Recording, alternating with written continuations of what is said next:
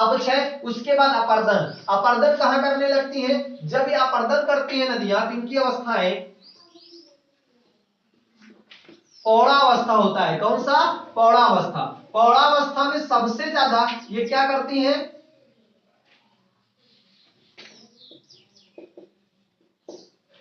पौड़ा अवस्था में ये सबसे ज्यादा निक्षेपण करती हैं। यहां पर आपका अपक्षय होगा और यहां पर अपर्दन होगा, और फिर उसके बाद जब ये पहुंचती है निक्षेपण की कंडीशन में, निक्षेपण, चलिए आप देखते हैं, जब ये निक्षेपण करती हैं तो इनकी अवस्थाएं हो जाती है वृद्धावस्था। किस अवस्था में निक्षेपण करने लगती है? वृद्धावस्था।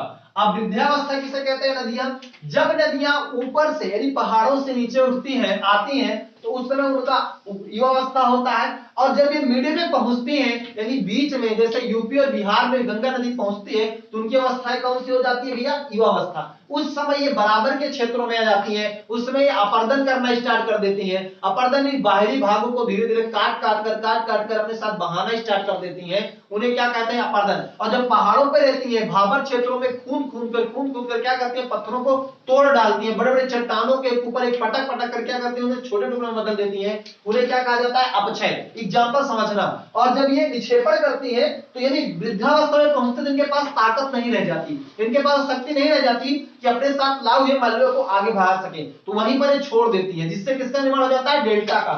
निक्षेपण से सदैव किसका निर्माण होता है? याद रखना, कई बार क्वेश्चन पूछा गया है, निक्षेपण से किसका निर्माण होता है? डेल्टा का। डेल्टा कहां बनता है? निक्षेपण यानी वृद्धावस्था में। नदियां ले जाकर क्या कर देती हैं? अपने जो लाए हुए मलबों को छोड़ देती हैं और किसका निर्माण कर डालती हैं? डेल्टा का। आप समझना एग्जांपल, जैसे एग्जांपल आपने घर में सभी के मम्मी को देखा होगा, यानी मसाला पीसते